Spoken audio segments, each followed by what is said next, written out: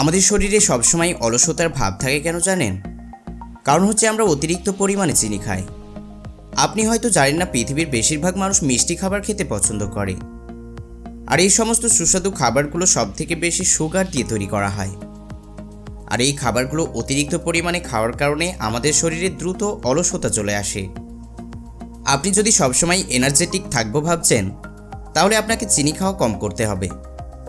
যেই জিনিসটি আপনার পছন্দের এবং আপনি প্রত্যেকদিন প্রচুর পরিমাণে খাচ্ছেন, আসলে আপনারা কি জানেন এই সুগার কিভাবে ফ্যাক্টরিতে তৈরি করা হচ্ছে? অনেকেই আছেন তারা ভাবেন শুধুমাত্র আখ দিয়েই এই চিনি তৈরি করা হয়, কিন্তু বন্ধুরা না, এর সাথে অনেক ধরনের কেমিক্যাল মেশানো হয়, যার কারণে আমাদের শরীরে সবসময় অলসতা ভাব চলে আসে। আজকের ভিডিওতে আপনাদেরকে স্টেপ বাই স্টেপ প্রত্যেকটি প্রসেস জানানো হবে। আর এই সমস্ত চিনি অতিরিক্ত পরিমাণে খাওয়ার কারণেই মানুষ অলসতা অনুভব করে। আজকের ভিডিও যদি আপনি সম্পূর্ণ দেখেন, তাহলে আপনাদের নলেজ অনেক গুণে বেড়ে যাবে। বন্ধুরা, আজকের ভিডিও অনেক ইন্টারেস্টিং হতে চলেছে, সেই কারণেই ভিডিওটিকে একদম শেষ পর্যন্ত দেখবেন। তো চলুন বেশি দেরি না করে শুরু করা যায়। বন্ধুরা, আপনারা হয়তো অনেকেই জানেন, ব্রাজিলের পরে সব থেকে বেশি চিনি উৎপাদন করা হয় আমাদের ভারতে। যত সময় যাচ্ছে এর চাহিদা এবং উৎপাদন প্রচুর পরিমাণে বেড়ে চলেছে।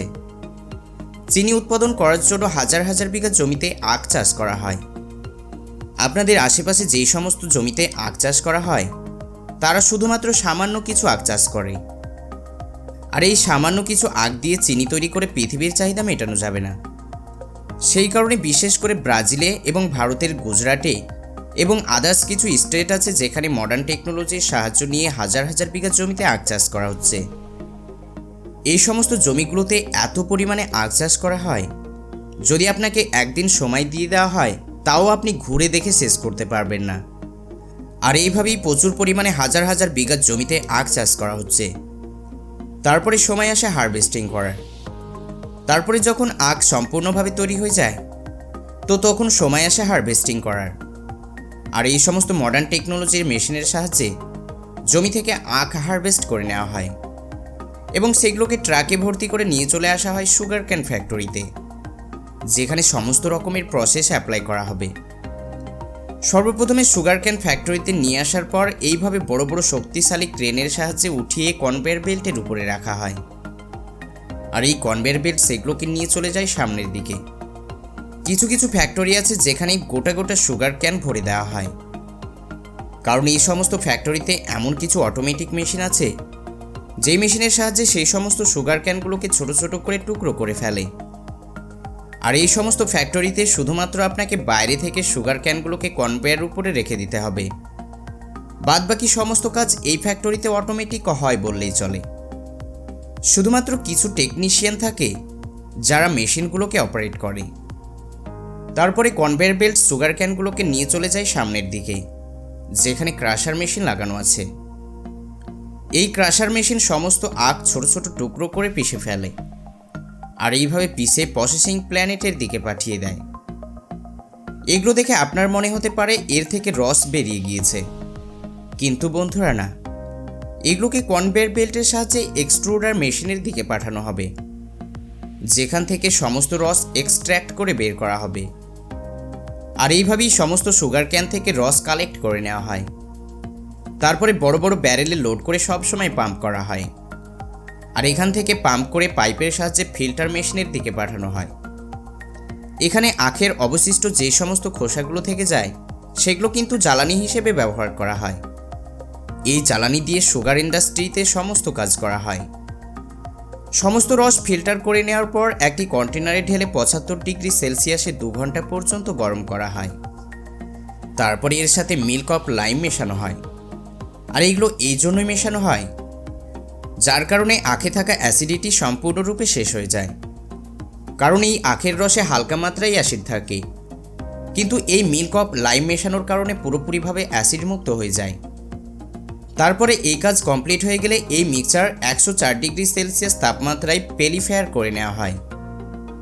আর এই মিক্সচারের সঙ্গে আরও বিভিন্ন ধরনের food grade, colouring agent, purify chemical মেশানো হয়। আর এই সমস্ত উপাদানগুলো এই কারণেই মেশানো হয় যেন রসে থাকার ইমপিউরিটি এবং কেমিক্যাল নিচের দিকে বসে যায়। যার ফলে পরিষ্কার রস উপরে থেকে যায়। তারপরে এই স্বচ্ছ পরিষ্কার রস একটি কন্টেনারে ঢেলে হাই টেম্পারেচারে ফোটানো হয়, যেন রসে থাকা পানি বাষ্প হয়ে উপরের দিকে উঠে যায়। তারপরে অনেকক্ষণ ধরে ফোটানোর কারণে গাঢ় সিরাপ তৈরি হয়ে যায়।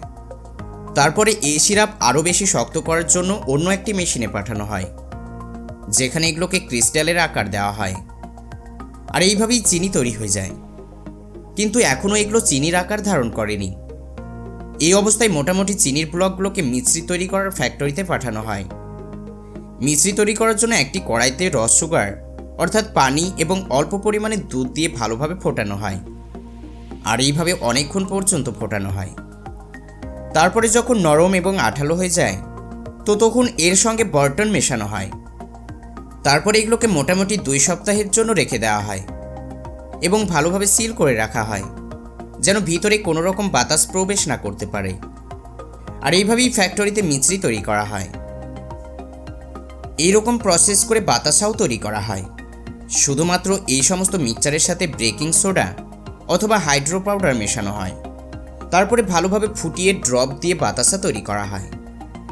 চলুন এবার দেখি কিভাবে চিনির ফাইনাল সাইজ দেওয়া হয়। চিনির ফাইনাল সাইজ দেওয়ার জন্য অনেকগুলো ট্যাঙ্কে ক্রিস্টালগুলোকে বয়েল করে নেওয়া হয়। তারপরে এইভাবে বাইরে বের করা হয়। তারপরে এগুলোকে সেপারেট করার জন্য মোলাসেস প্রক্রিয়া করানো হয়। তার জন্য একটি রোটারি ট্যাঙ্কে বয়েল ক্রিস্টালগুলোকে 3000 আরপিএমে ঘোরানো হয়। তার সাথে সাথে সবসময় হট ওয়াটার স্প্রে করা হয়। আর এইভাবে অনেক স্পিডে ঘোরানোর কারণে চিনি সেপারেট হয়ে যায়। তারপরে এইভাবে মুভিং কনভেয়ার বেল্টের সাহায্যে সামনের দিকে পাঠানো হয়। এই কনভেয়ার বেল্ট একসঙ্গে 2 রকম কাজ করতে পারে। প্রথমত চিনিগুলোকে সামনের দিকে নিয়ে যায় এবং এর সাথে যদি চিনির কোনো মোটা পার্টস থেকে যায় তাহলে সেগুলোকেও আলাদা করে ফেলে। তারপরে আলাদা আলাদা সাইজের চিনি আলাদা আলাদা কন্টেনারে জমা করে নেওয়া হয়। তারপরে সমস্ত চিনি ফিল্টার করে নেওয়া হয় এবং সেগুলোকে প্যাকেজিংয়ের জন্য পাঠিয়ে দেওয়া হয়। আর এইভাবে বড় বড় বস্তায় লোড করে মার্কেটে পাঠানো হয়। আর ঠিক এইভাবেই চিনি তৈরি হয়ে মার্কেটে চলে আসে। তো বন্ধুরা, এই সমস্ত প্রসেস জেনে কেমন লেগেছে অবশ্যই নিচে কমেন্ট করে জানাবেন। আর যদি ভিডিও ভালো লাগে তাহলে ভিডিওতে একটা লাইক অবশ্যই করবেন। তার সাথে সাথে আমাদের চ্যানেলের আরও ভিডিওগুলিকে দেখার জন্য চ্যানেলটিকে সাবস্ক্রাইব করতে ভুলবেন না। আবারও দেখা হবে নতুন কোনো ভিডিওর সাথে। ততক্ষণ পর্যন্ত ভালো থাকুন, সুস্থ থাকুন।